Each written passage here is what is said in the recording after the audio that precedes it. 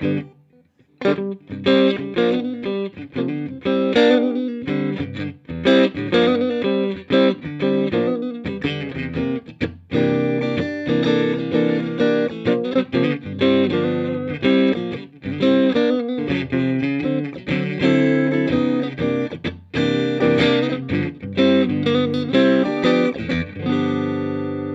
going on? Joe Coffey here for PremierGuitar.com. We're at the LA Amp Show 2010, and I've got Daryl with me here, the man behind WattGrinder and ToneGrinder. How are you doing, Daryl? Great, Joe. Thanks for coming back. Good to see you, man. So tell me, what's new with you these days? Okay.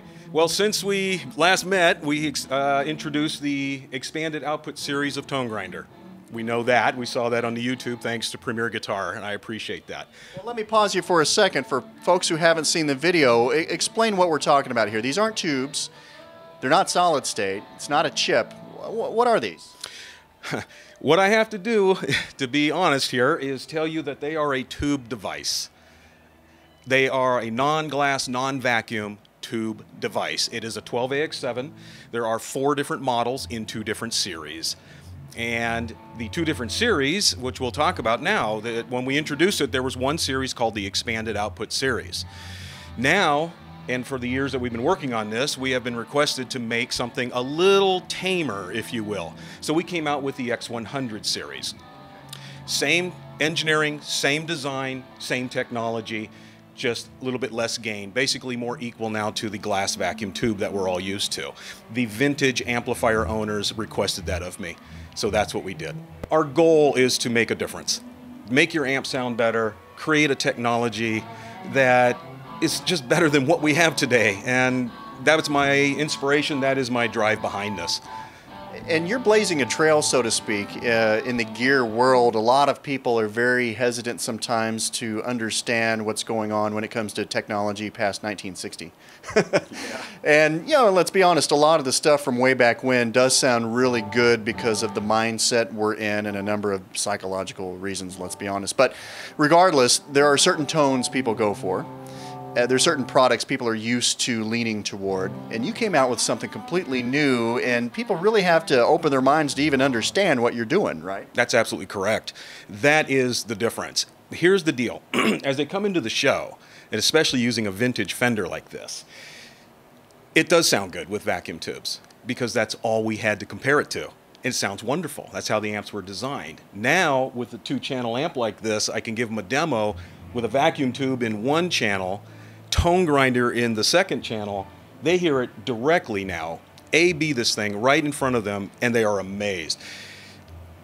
The idea of ToneGrinder is to open up the frequency, the dynamic range, the amplifier's capability. Like I said before, these guys are great designers. They have it, but they're limited to what technology we have available from the 1940s, 50s, 60s, and so on. It's the best it's going to do. So we created that technology. It has opened up. People are now hearing the difference. Now they have something to compare it to. We are not saying this is the tube to replace all tubes in the world. It is not true. Amplifier designers have done things to amps that we may not be able to play in and play around, but we are within specification of a 12AX7. And every amplifier that has been designed to work properly in that realm, we will work in and just have a superior performance. I just want to offer another choice. The other thing that I think is horrendously important here is Mullard, RCA, Philips, Sylvania, the very popular tubes, they obviously have their mark and they have their place. We are not trying to emulate that at all. WattGrinder, the engineering, the innovation between of WattGrinder was to create a unique footprint, a unique sound that is ours. I want it to be recognized. ToneGrinder is a unique product and will fall in line next to these other wonderful tubes. Would it be prudent to ask you to do an A/B? I know, you know, with the number of things in the signal chain, including internet compression and people listening on computer speakers, you can only tell so much. But would you be interested in kind of popping back and forth, maybe with some open chords, so we can try to discern what's going on? Absolutely. Let's do the best we can on that. So, yes, let's absolutely do this. Here's what we're going to do. We're going to start with the vacuum tube. This is what's in here. I believe there's an electro-harmonics in this position. All glass in this case. And just so we set this up, when I move over we're going to be hearing the ToneGrinder in V1 only. The rest of it is vacuum tubes. So I want the audience to hear the distinctive difference of just one tube. Okay, so here we go. We're going to play just some chords.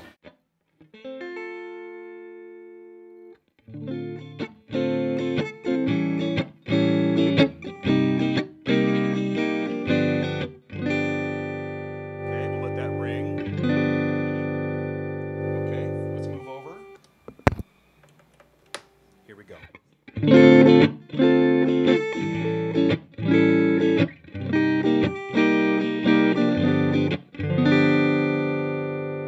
Now, the way I've been doing this demo, if you'll hold right there, I'm going to play that one chord back and forth. Here we go. Okay, move over one more time.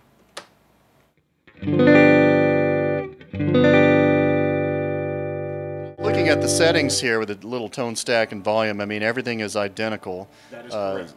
Verb, speed, intensity all the way down, obviously, on the second channel. The most important features here would be the volume setting, treble, bass. They are the same on both channels. And of course, we validated this for balance with vacuum tubes before we started this. So when we put the volume on 4 on this channel and the volume on 4 on this channel, it is equal. Is it just me, or did the ToneGrinders have a little more fullness, a little more hair on it? They don't color the signal at all, by the way. Yes, what you heard, what you experienced was more dynamic range, which is the whole point, is bringing out all the audio characteristics that is in the amplifier. And that's the thing that's really tricky for people, and they're amazed. These amplifiers have all that sound in them. It's not coming out. That one tube made all of that come out, which you just experienced. Well, I know it's been a couple of industry NAMM shows since we cut our first video, and in that we just kind of did a walkthrough. We didn't really have a chance to demo the tones. Having done that just now, you know, I got to say it's pretty impressive. I mean, what's it been like here at the show with people, you know, coming in and playing it for themselves? Actually, pretty amazing. The players that have come in, I would say, you know, 10% of them played themselves. They can feel it, and that was one of the big things that was really amazing. I just stood back, let them enjoy it, take their time, and they walked out purchasing tubes. I mean, on the spot, on the fly, said they have to have this. This is amazing. And they went and told their friends, here they come, and it's been a great day. We had a great success. The nice part of the amp show, being in an enclosed room like this, we have a lot of privacy. You can really hear it. The NAMM show was very, very difficult with the noise floor. Daryl, I got to ask you, man, what's going on with this guitar here, man? This guitar was a project. It's my baby. I built this. So, yeah, a lot of care, a lot of routing, a lot of sanding. It's all turning yellow now from just age and use. But it's very comfortable. It's custom built. I mean, it's a Stratocaster, let's face it. And it plays beautifully. It's my #1 choice of guitar now. A friend of mine obviously contributed a great deal to this, and he put his name on the neck. He needs recognition, so I love him for that. But yeah, I very much enjoy this. This is fun. It's the only guitar I ever made. It's probably the only one I'll ever make. It's a lot of work.